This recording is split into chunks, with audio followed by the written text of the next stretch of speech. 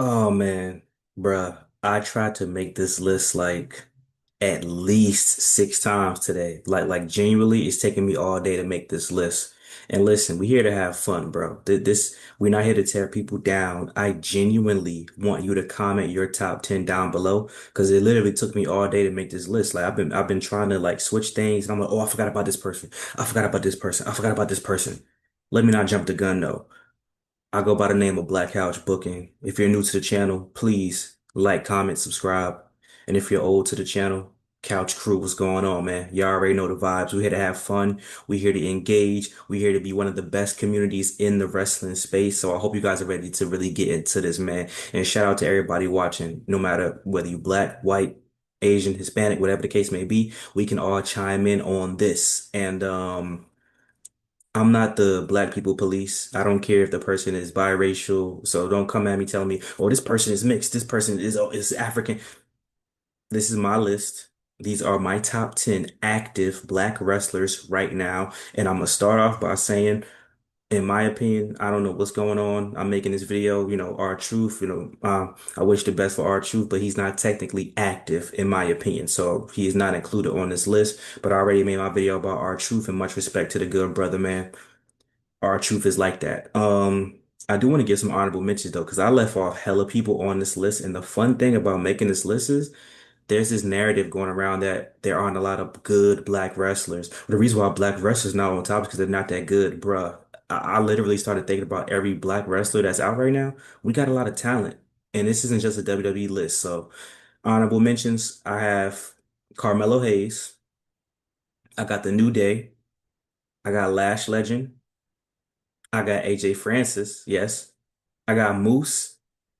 And last but not least, I have Jade Cargill. So Jade Cargill is actually number 10 on this list. And I had to take her off at the last second because the person that's number 10, I think, is way more deserving. The New Day are one of the greatest tag teams of all time. They're the tag team champs right now. However, their run starting as heels up until now has been nasty work, bro. The New Day could have been a real serious big deal when they first had that heel run. I'm trying to tell you guys, the New Day, bro, that heel run, Kofi's parents, family coming out, Xavier Woods' family not showing them no love, bro. I was really into it and I was really excited, but they really killed the momentum of the New Day. And I'm still rocking with them, but I'm not happy about that. Carmelo Hayes, you already know what's going on with Carmelo Hayes. Man should be in the Money in the Bank. He don't got to win it, but he's not even in the Money in the Bank match. And they've been doing Carmelo Hayes dirty on the main roster. AJ Francis has really turned around the narrative and because from AJ Francis to what he was in WWE's Top Dollar, he's mad entertaining in TNA, bro. In my opinion, he's had some very entertaining segments. So shout out to AJ Francis. Moose was also on this list at number 9, but I took him out for a specific reason, and I'll let you guys know that. Lash Legend, she's still getting her footing. I want to see her as a dominant singles competitor, and she would definitely be on this list. And yep, those are the honorable mentions. Shout out to Jade Cargill. She's been doing some great things with Naomi, Bianca Belair, in my opinion. And I think Jade Cargill's match at WrestleMania was the reason why I was gonna put her in the 10th spot. And I do think she will be Tiffany Stratton. However, at number 10, we have the longest reigning Ring of Honor champion. I don't think the longest reigning women's champion. If I'm not mistaken, Athena might be the longest reigning women's champion ever. And if you don't know who Athena is, aka Ember Moon, when she was at NXT with WWE, Athena had a banger of a match with Mercedes Moné. Athena as Ring of Honor champion, if not the longest reigning Ring of Honor champion ever, she is the longest reigning women's Ring of Honor champion. And I always liked Athena as Ember Moon. She was fire. And I'm going off of current and a little bit of career wise, but more so current. And she's on fire right now. The only thing that's holding Athena back, in my opinion, is that Ring of Honor is not that easy to watch. You people could barely find out how to watch the matches now. You could watch it on YouTube, which is good, but Athena should be on national television because she's that good, and I'm really rocking with Athena heavy. If you see me look up a little bit, I have Raw in the background on as well. So, other than that, guys, let's get into it. That's number 10, Athena, and she could be higher than a lot of these people on this list, but I just put her at number 10 because it's very hard to see her because you know what I'm saying? Ring of Honor is very hard to find. Number 9, I have the Street Profits. My boys, man, my boys. Y'all know I'm the biggest Street Profits fan, and holy moly, bruh. we was going through a lot of things over the past year, them being on TV, them not being on TV, start, stop, them not winning the tag team championships and then getting screwed out of the tag team championships and stuff like that. But luckily, my boys, saying they are the tag team champions and they're going to come in at number nine. I'll put them as a tag team. I was going to do, like Angelo Dawkins honorable mention and Montez Ford at nine, but that's cap. I can't do that. That's not right. Nah. They a tag team. Angelo Dawkins been going crazy in these last couple of matches. Angelo Dawkins been going crazy, bro. And Montez Ford doing his thing as well. I am very happy, very proud to, what I'm saying, my Street Profits, man. My boys really getting it in. So shout out to the Street Profits for show at number nine.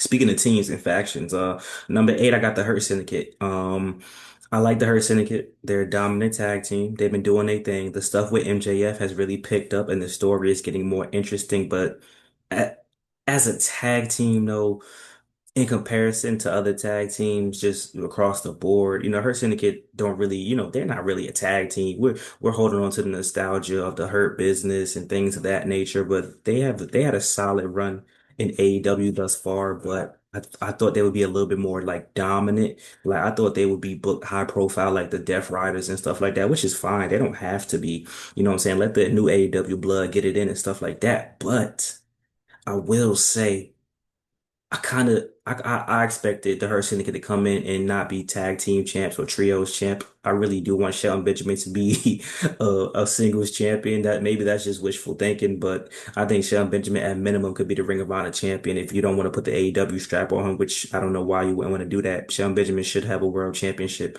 under his belt. You know what I'm saying? But it is what it is. But Shelton and Bobby still look dominant, and like I said, what I'm saying? MJF is, I guess, a part of them now, but they've been going crazy. Bobby Lashley and Shelton Benjamin, MVP specifically, as far as the Hurt Syndicate goes. So I have them at number eight and at number seven. Oh, this is a good one. I'm very happy that I decided to put this guy on the list, and I think he does deserve it. Ricochet. I got Ricochet at number seven, bro. I don't care what none of y'all say. Even if you don't keep up with AEW, you don't keep up with the product, Ricochet has literally changed the trajectory of his career. Ricochet is a whole new person in AEW. He's on fire. He's doing some great work. He's very entertaining. Cringe, call it whatever you want. This man on Twitter got y'all in a tiffy. Is that's not what y'all been begging for? We tired of heels that we cheer for. You have a heel that you can hate legit because of this stuff on Twitter. He got a wife that y'all wish y'all could be with. He's the making of one of the best heels. He just needs a belt because he could rub the belt in y'all faces. Bro, this is some of the best work of his career. And I admit it a couple of times. I was wrong about Ricochet. I thought he was gonna go to AEW and just be the same Ricochet, but he's really proved everyone wrong. And I'm rocking. I'm rocking with Ricochet. Number six was very surprising for me. This guy right here, bro, is a guy that I was worried about. It's a guy that I want to be on the main roster in WWE in the worst way. But Trick Williams at number six, making history, becoming the TNA champion in WWE. You got to put Trick Williams on this list. And at the end of the day, bro, for as long as he's been in NXT, he's remained relevant. Trick Williams has remained relevant, and he doesn't even have to be in the main title scene, bro. Uh, I do have a complaint that he's a super duper senior, but at the end of the day, he's never had a bad year with NXT, bro. Since he became the guy and not just Carmelo's guy, he's been on fire, bro. You have to reward that. You know what I'm saying? So he's my number six, man. Only reason why he didn't crack top five because I have another NXT person that I think you could put over based off of the dominance, and I'm pretty sure you guys know where I'm going with that, but I'll get to that in a second. Shout out to Trick Williams, man. The history making.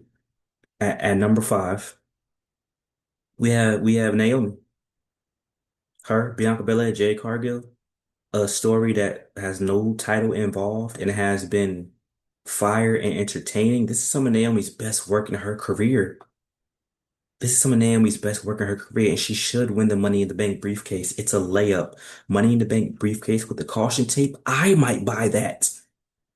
Probably not, because they probably gonna charge you like $300, $400. But I would consider buying that. Maybe I could make four easy payments and buy that, bro.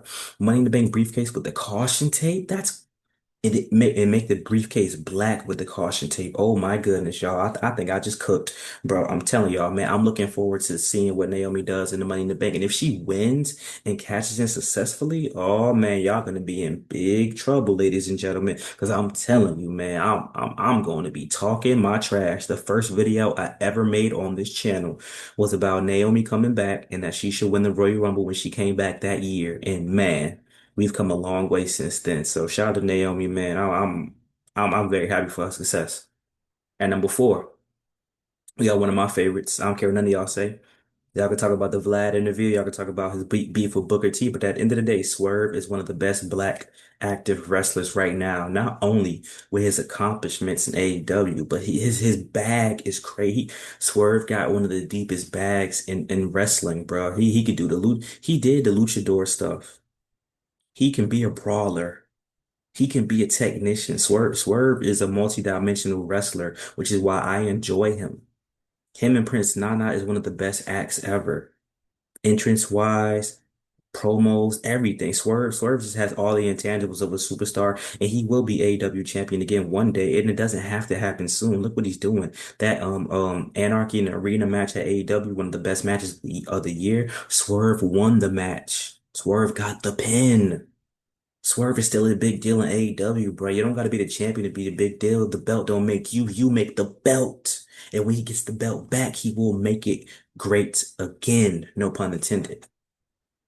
Shout out to my guy Swerve, man. Swerve went up, drive. Swerve went up. And I like his music as well. And I like Montez Ford music as well. You gotta check out some of these wrestlers got some talent, bro. Montez Ford and Swerve, they make some dope music for the gym, in my opinion. Okay, so that's number four, right? Um, oh, this one is a tough one, bro. I don't care what none of y'all say, bro. Y'all gonna say he's just strictly Nigerian, whatever. Number three, I got Obafemi. Number three, I got Obafemi, bro. Dominant North American champion, dominant NXT champion currently, has some banger matches at NXT, had a good showing against Moose. Obafemi is bro. I can't wait to. I'm not gonna rush it. I'm patient with this because I don't want it to get messed up. Obafemi is one of the best right now, and he's good enough to be on the main roster and have a Gunther type of run when his time comes. I think Obafemi is gonna have the run that Keith Lee that we expected Keith Lee to have. Genuinely, Obafemi is nice, bro. I liked Obafemi since I first seen him. I'm like, who is this guy? This guy's pretty dope. And he's gotten better because now he has more character, he has more personality. That little stint with Nikita Lyons changed my whole perspective for Obafemi. He's a multi-dimensional guy, and I think that if they give him more stuff to do, he's gonna do it. That I'm the captain now. The little things he does just gets him over for me, and I think Obafemi is really really great, and I'm looking forward to seeing him on man. Seeing Obafemi at WrestleMania come down and do the one day. Number two and number one, man. Listen, shout out to the ladies, man. The black ladies, man. Y'all been killing it for wrestling, genuinely. Make black people proud because y'all be doing y'all thing, and you know the 1 and 2 spot got to go to y'all for sure. And this was a hard one for me because it's interchangeable, and honestly, number two could be number one. But the only reason why she's not number one is because they delegated her to, being in a tag team and having to help Jade Cargill get up. At number two, I got Bianca Belair. Bianca Belair, to me, I still do say overall she's the greatest black women's champion ever. 400-day title reign. Just a banger on the main roster. They screwed her over and never give her an NXT championship, but Vince McMahon had faith in Bianca Belair, and he gave her the ball and she ran with it. And I do want to see Bianca Belair back in prominence very soon as a women's champion, and you know what I'm saying, and have a good run. But I got Belair at number two, but like I said, I made a list of the greatest black women's champion. I still got Bianca Belair as that overall, but right now I gotta go Mercedes Moné for the best active black wrestler. not the longest, but a long reigning TBS champion and significant feuds that have helped other people build their profiles, have helped build up a Harley Cameron. You know, whether y'all like it or not, bro, Harley Cameron took off when she brought the puppet out and things like that. She got even more notoriety after that. And now Harley Cameron, people are paying attention to what she's doing. You know, Mercedes Moné, below Nightingale had a banger of a match. Mercedes Moné and Stephanie Valkyrie before she went to WWE had a banger match. Mercedes Moné came over with belts that people want to say, oh boy, she just a belt collector, blah blah blah. She brought eyes to those belts. No one knew what those belts were, and then people are gonna say, well, we still don't know what they were. Some people care about wrestling, and they care about those belts. You know what I'm saying? And they're gonna get more notoriety. They're gonna be like, oh, Mercedes Moné used to have that belt. She lost to this person. She's helping build other places, but y'all just gonna see it as, you know, she's a new Charlotte Flair. She Mercedes Hogan. She books her own stuff, which has been debunked. That's not true. She does not book herself. That's been debunked officially. So yeah, that she has say so for sure. She has creative control for sure. Does John Cena not have creative control? Does Randy Orton not have say so in some of their booking? People who got it like that got it like that. And Mercedes Moné is the highest paid woman in AEW, and if I'm not mistaken, in wrestling. Period. So why wouldn't she have say so? Like y'all make up rules for people you don't like versus who you do like. So in my opinion, greatest technical women's wrestler ever. You know, I will say the boss character is better than the CEO character in my opinion, and it's not the same character if you pay attention. I do like the boss better, but at the end of the day, she's doing her thing at AEW and she will beat Toni Storm for that AEW Women's Championship. So that's my list. I want to know your opinion in the comment section. Top 10 black wrestlers right now and throwing some honorable mentions. I do want to give a shout out to B-Fab as well. B-Fab has been improving drastically in my opinion. And I will say also that before Jakara Jackson got released, I was very hopeful to see what she can do. Shout out to Wesley. You know what I'm saying? If they gave him something to do, he could show you that, you know, he's better than what people think he is. Shout out to Saquon Sugars on the rise in the dark state. I think he's gonna be nice. Shout out to Callie Armstrong. We said, hey man, we got a lot of talent, y'all. Shout out to Jada Parker. We got a lot of talent, bro. Man, I'm proud to be black. You know, whatever you are, you could be proud to be whatever you are as well. Ain't nothing is wrong with that at all. So, but you know what I'm saying? If you want to make your own list, make your own list. The top 10 Latinos, Asian, top 10 white people. It don't matter, bro. Like it don't matter, bro. But look, don't come over here with that negativity, man. We just having fun. Like, comment, subscribe. Thank you for love, support as always. Hope you guys enjoyed this top 10 list today. Talk to you guys later, man. Peace out.